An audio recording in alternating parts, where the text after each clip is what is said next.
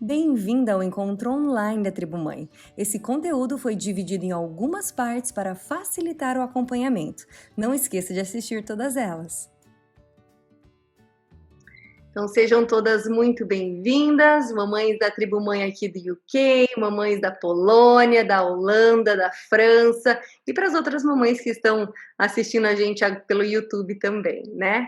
Hoje nós vamos falar sobre um tema tão atual que vocês me pediram, que é um tema assim super complexo, como vários temas são, né? Lembrando que eu sempre escolho um viés para a gente tentar caminhar por ele, mas que depois, se vocês quiserem que eu fale mais sobre outros caminhos dentro desse mesmo assunto, fiquem à vontade para me pedir mais, para falar mais sobre esse tema, tá? Eu tentei fazer um apanhado aí de tudo que a gente tem de mais novo, em artigos, né, nas redes sociais, em livros, para trazer para vocês, para falar um pouco sobre exposição infantil em redes sociais e os impactos na infância, tá bom? Então, repetindo, exposições infantis em redes sociais e o impacto que tem na infância, para a criança, no seu desenvolvimento, né? A gente trabalha muito desenvolvimento infantil aqui, então é sobre esse assunto que a gente vai falar hoje nesse encontro, tá bom? Bom, eu começo aí mais um encontro relembrando vocês que o meu objetivo aqui não é acusar nenhuma parentalidade, não é da forma rígida a criação de vocês, mas de trazer aí conhecimento científico, estatísticas, relembrar um pouco da nossa história humana, né? E compartilhar pesquisas atualizadas com vocês. A vocês, mães e pais que estão me ouvindo, cabe ponderar aí todas essas informações e usá-las como ferramenta na criação dos filhos de vocês, como vocês desejarem, tudo bem?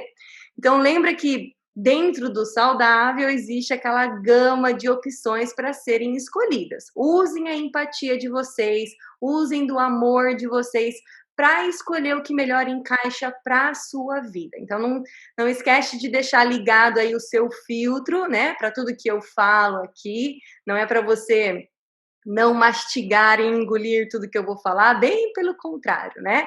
Eu estou aqui muito mais para causar uma reflexão, para trazer algumas estatísticas e a gente botar aí o cérebro para pensar mesmo nos nossos comportamentos, no que a gente tem feito, como a gente tem compartilhado a nossa vida, tudo bem? Então, as exposições em redes sociais, de uma maneira geral, é algo muito novo, concordo? Né? É algo que ainda não foi vivido por outras gerações. Então, nós somos aí os pioneiros, né? A geração pioneira que vem criando seus filhos com essa rede social tão dentro da nossa casa, né? Tão ativa nas nossas vidas. Então, primeiramente, nós precisamos entender a escassez de resultados científicos a longo prazo, tá? Não é que a gente não tem pesquisas científicas, mas nós não temos, por exemplo, pesquisas científicas que vão falar aí de 2, 3, 4 gerações com efeito de redes sociais, porque isso é algo muito novo. Então, pode ser que eu estou dizendo algo aqui para vocês que talvez daqui 5 anos isso caia por terra, né? Quando a gente tiver mais tempo, aí mais experiências e mais testes e, enfim, pode ser que as coisas mudem. Então, vamos levar sempre em consideração esse fato que é importante. No encontro de hoje, eu quero convidar vocês a refletir para que você amplie a sua consciência sobre quais são os limites quando se trata do uso de redes sociais. Então, quanto que você compartilha, né, sobre a sua vida, dos seus filhos na internet, para que você, né, para que você publica essas questões sobre os seus filhos nas redes sociais, né? Como que você compartilha essas informações com eles, né? E assim por diante, tudo bem? Eu vou dizer para vocês que eu vou trazer sim um pouco de informação, mas eu vou trazer muito mais questionamentos para que vocês façam essas escolhas, porque eu não estou aqui para ditar regra, né? A vida nas redes sociais não é algo que tem previsão de ser extinta, bem pelo contrário, né? A, as redes sociais, a tecnologia vai fazer cada vez mais parte da nossa vida. Não é fugir dela, mas saber usar ela e não ser usado por ela. Entende a diferença? Então a gente vai falar um pouco sobre isso e eu vou trazer vários questionamentos para vocês depois ir trabalhando isso em casa durante essa semana e dividindo tanto no grupo quanto comigo, conforme vocês se sentirem confortáveis, tá bom? Vocês já ouviram falar em sharenting? Vou repetir. Já ouviram falar em sharenting? A palavra sharenting é um anglicismo que vem da palavra share, que significa compartilhar, e da palavra parenting, que significa parentalidade. Tá? Deixa eu só ver aqui o microfone aberto. Bom, então isso ocorre quando os pais documentam o que acontece com seus filhos através de redes sociais, tá? As mais populares são o Facebook e o Instagram. De acordo com o dicionário Collins, o sharenting é a prática dos pais de postar informações sobre os seus filhos através de redes sociais de maneira abundante e detalhada. É uma prática muito habitual, né? Que não parece decrescer e, na verdade, nunca houve uma geração com uma infância tão carregada de publicações quanto a de agora. Então, se vocês quiserem ler mais sobre esse tema, existe um nome, né, que foi dado para na verdade, tem muita gente que chama de oversharing, tá? Existem duas nomenclaturas. Algumas pessoas usam o sharing para pais que postam em abundância, né, que relatam completamente a vida de seus filhos na internet, e tem gente que, na verdade, usa o oversharing, tá? Então, se você quiser pesquisar na internet mais sobre esse assunto, é com essa nomenclatura que vocês vão encontrar, tudo bem? Então, vamos trazer um pouco agora de números para a gente começar a ter uma noção um pouco mais fora do que a gente vive e vê o mundo como um todo. Uma reportagem da revista Crescer, do Grupo Globo, tá? Apresentou aí na sua publicação uma pesquisa realizada pela AVG, que é a empresa fabricante de softwares de segurança, onde eles afirmam que 81% dos bebês com menos de 2 anos já possuem algum tipo de perfil nas redes sociais com imagens deles disponíveis, tá? Então, 3 em cada 4 crianças com menos de 2 anos têm fotos online. Então, a gente percebe o quanto isso é comum nos nossos dias de hoje, tá? O estudo foi feito com 2.200 mães que vivem nos Estados Unidos, Canadá, Inglaterra, França, Alemanha, Itália, Espanha, Austrália, Nova Zelândia e Japão. Então, entre os dados aí da pesquisa, destaca-se o alto índice de presença online dos menores de 2 anos nos Estados Unidos, que soma 93% dessas crianças. Já na União Europeia, esse percentual cai um pouquinho, cai para 73% das crianças, mas ainda assim, um número alto, né? Outros dados que também aí chamam a atenção é que 7% dos bebês e crianças pequenas têm um endereço de e-mail criado pelos pais e 5% têm perfil em redes sociais. Lembrando que essa pesquisa é da revista Crescer e olha o espanto, é de 2015 essa pesquisa, né? E o que vocês acham que aconteceu nesses últimos 5 anos? Né? Vocês acham que esse número cresceu ou ele diminuiu? Agora vamos refletir juntas algumas situações mais comuns entre o desenvolvimento infantil e o sharenting, tá? Eu vou trazer algumas situações. Calma aí só um minuto. Uma mamãe dizendo que precisa sair, sem problemas, tá? Vai estar tudo gravado caso você precise sair. Eu vou trazer algumas situações para vocês mais comuns que a gente encontra aí na internet, nas redes sociais, relacionados ao sharenting, né? O que os pais mais compartilham. E eu vou falar um pouquinho sobre o desenvolvimento infantil, qual que é o impacto, qual tem sido o nosso posicionamento, quais são os riscos em relação ao que está sendo compartilhado. Então, eu vou dar uma pincelada em diferentes casos para vocês irem analisando junto comigo. Tudo bem? Então, vamos refletir um pouquinho sobre isso. Nós entendemos que pais e mães é uma coisa básica para todo mundo entender da onde que eu parti, tá?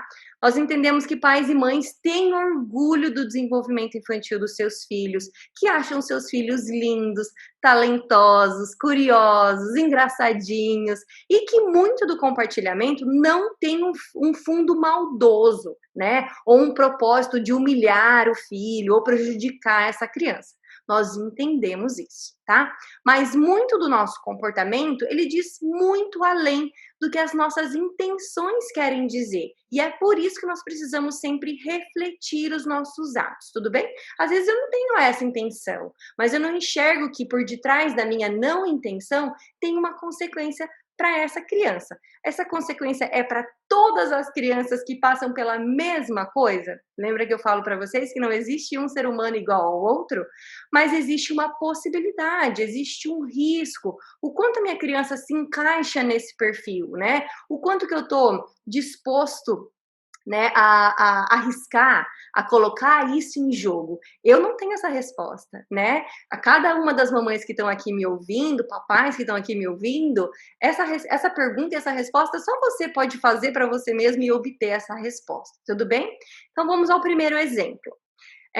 Como que tá aí o balanço entre como você manifesta o orgulho que você tem pelo seu filho, que é algo saudável, né? Sim, nós precisamos manifestar esse orgulho para os nossos filhos. Então, como que tá esse balanço, né, do que você manifesta, como você manifesta esse orgulho para o seu filho ou para sua filha, né?